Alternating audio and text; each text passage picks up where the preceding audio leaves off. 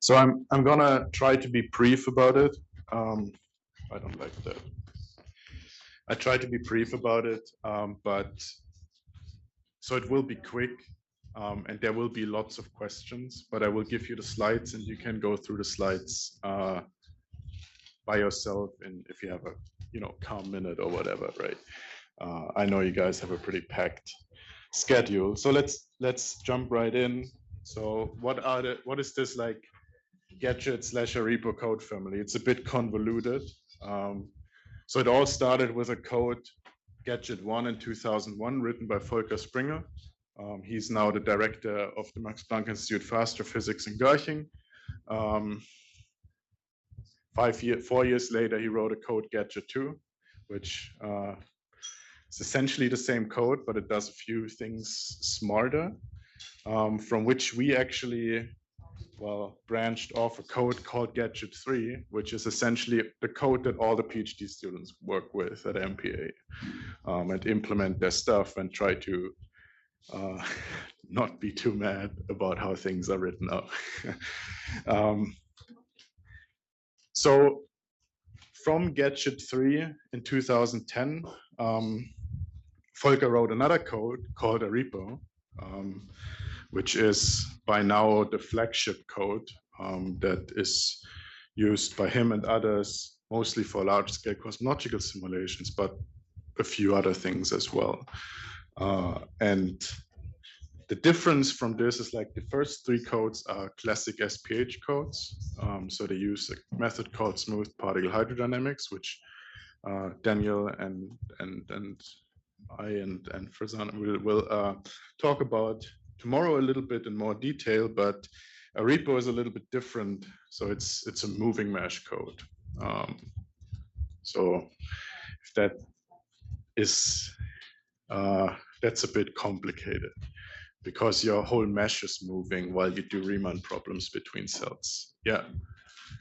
What's a tree? Yeah, I come to that in a second. So the other thing we haven't heard about at all is what any of these codes do to treat self-gravity. And that's exactly where this tree comes in. So that's one of these methods that you can use to actually solve for gravity in your code. And Gadget is like using a hybrid. And because we do a cosmological simulation, I have to go very briefly over a tree and a PM method for the gravity, which is actually what I'm gonna do now. But in any case, there's two other derivatives. There's Gizmo, which is publicly available, which is very, very close to Gadget 3. And there's another code called Swift, which is essentially a rewrite of Gadget 3 in C++, okay? Gadget's written in C, Swift's written in C++, and they say they do something smarter on the parallelization, which seems to be true for some problems, yeah, because it's up to a factor of 4 faster than our older Gadget 3. Okay, then there's another descendant. So Volker just keeps writing codes and no one can really stop him. So he wrote another code called Gadget 4, which is what I would call multi-gravity code. So the code has like 41 methods to solve gravity instead of just a regular tree. It does a few fancy things, and it's supposed to be a multi-method code. But what is currently implemented on the Hydro is actually Gadget 2's older SPH scheme without something called artificial conductivity. So there's still some work to do until we arrive here. So that's like the plan for Volker's next code. Either Arepo 2 or Gadget 4 Hydro, whichever will, he's a busy director now, so someone else has to do it. But that's essentially the code family. So I skip all this and we jump right in. Can you give the motivation for why is there 41 gravity solves?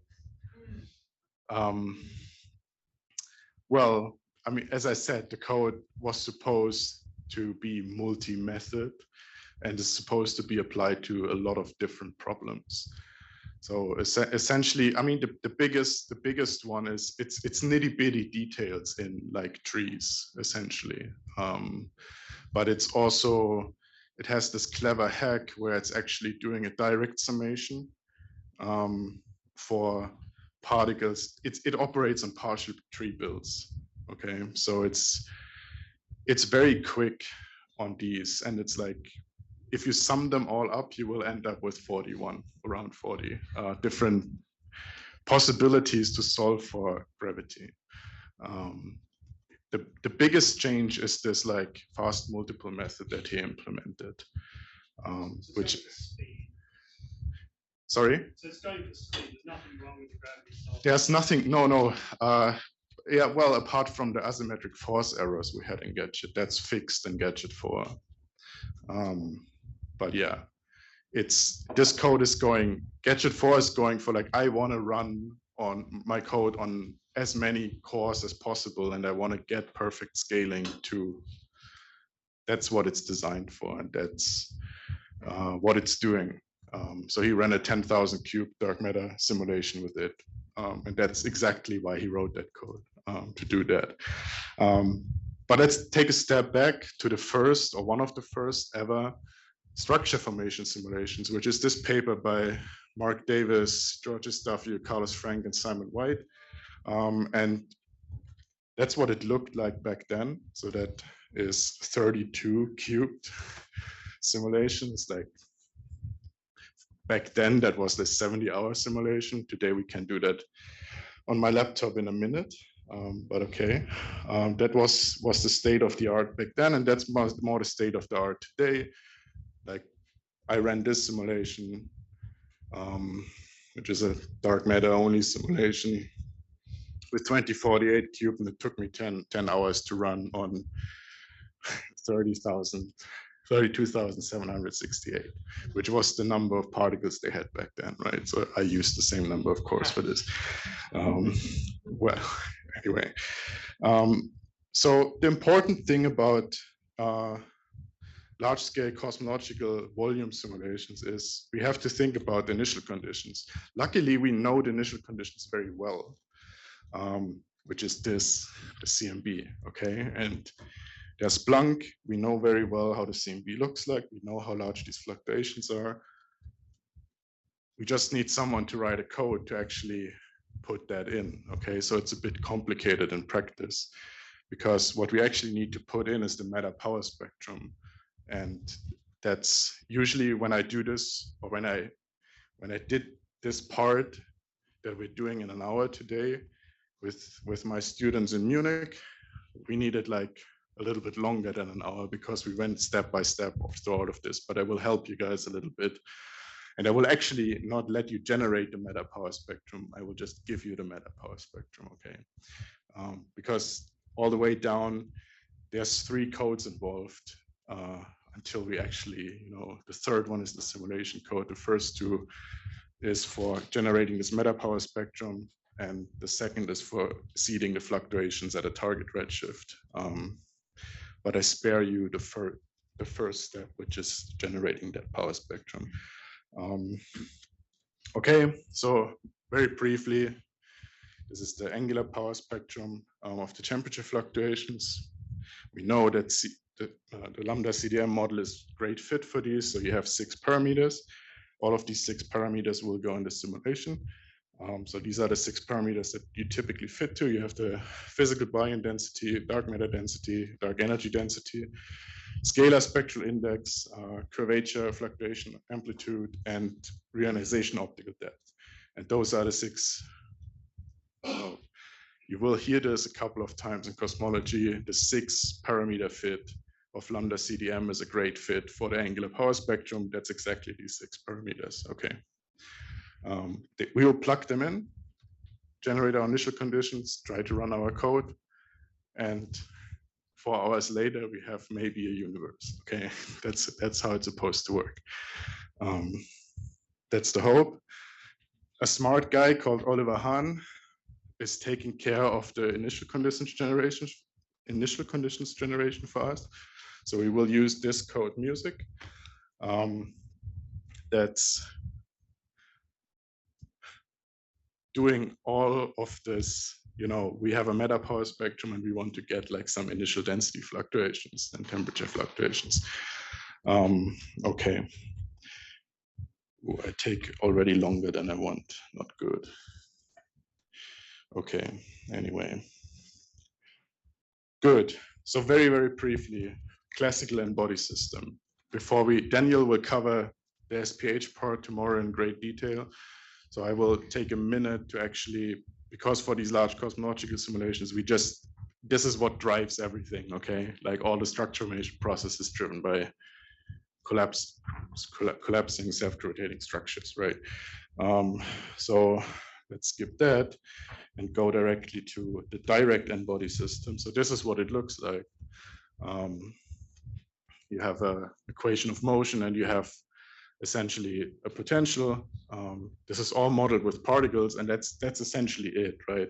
The problem that arises if you actually want to do this in a cosmological simulation, it's quite easy to see that like the summation is like n squared complexity. So you don't want that. You want that actually when you do star cluster type of simulations, right? Because you want the accuracy. But we don't care so much in cosmological simulations about the exact gravitational potential. We just want it to be fast so we can run the simulation to begin with, okay? So we need to think about how to make this quicker. And there's two methods that Gadget is actually using to make this quicker. The first is called the particle mesh method. What you do in this method is essentially you get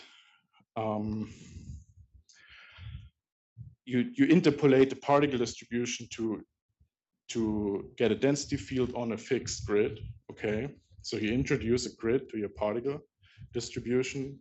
You compute the potential in Fourier space. So you Fourier transform the density field. You multiply with the Green's function that you just saw on the slide here. So that's the Green's function. You have to compute that once. You multiply with the Green's function, and you do the back transformation with the Fourier transformation again. And then what you have is on your grid cells, these ones, you get a potential contribution. Okay. I go through this very quickly now. I know that. I just want to make sure that we all can simulate something by the end of this. So what you end up with is like per grid cell, you get a potential contribution, and then you have to map that back to the particle distribution, and you can do this by finite differencing. So this just leaves us with the question how we actually get this particle distribution on a grid. That's typically like a little bit debated, but there are three interpolation methods that you can think of, like nearest grid point, and I make that quick. That's horrible, don't do it. And it's horrible because you don't get any contribution from this cell if it's empty, okay, because it doesn't have any particles, so you will not get any potential contribution from this one. And the other two are cloud and cell and triangular shaped cloud. So they smooth a little bit over the nearest grid cells, and then you will, in almost every case, get a contribution. Exactly. Yeah, that's all fine. I go a bit quicker now. I will send you these slides. You will get these slides. Don't worry about it. The advantage of the PM method essentially is it's super quick because it has a complexity of n. So it scales very well, and it's not very accurate, okay, because it depends on like how large you make your initial grid. And that's a big problem because what you will get in structure formation simulations is like hierarchical collapse, right? So you have a high dynamic range, so that's not a very good method, but it will help us to speed the simulation in the regions up where we actually not super interested in, but still have to treat self-gravity essentially. Right. Okay. Then the second, and I try to make this as quickly as possible so we can start simulating our tree algorithms. So they have a little bit, it's like you go from n squared complexity to n log n. And the basic idea of this algorithm is to group distant particles together into like in Gadget 1, you took all the contributions up to like the octopole moment. In Gadget 2, 3, 4, you just take the monopole moment and call it a day. Okay, so the essential idea is you group particles together, you do a Taylor expansion of that, and you walk this tree structure to get the force contributions to your accelerations, to get your accelerations essentially. Right. Okay. I would usually do this much slower, but I think it's okay. We have 50 minutes left to try to get something running. And you can obviously ask how these work in more detail, okay? It's just like a very, very, very brief introduction to the things we have not discussed a lot yet, but they're really essential when it comes to like running a cosmological simulation, okay? All right, good.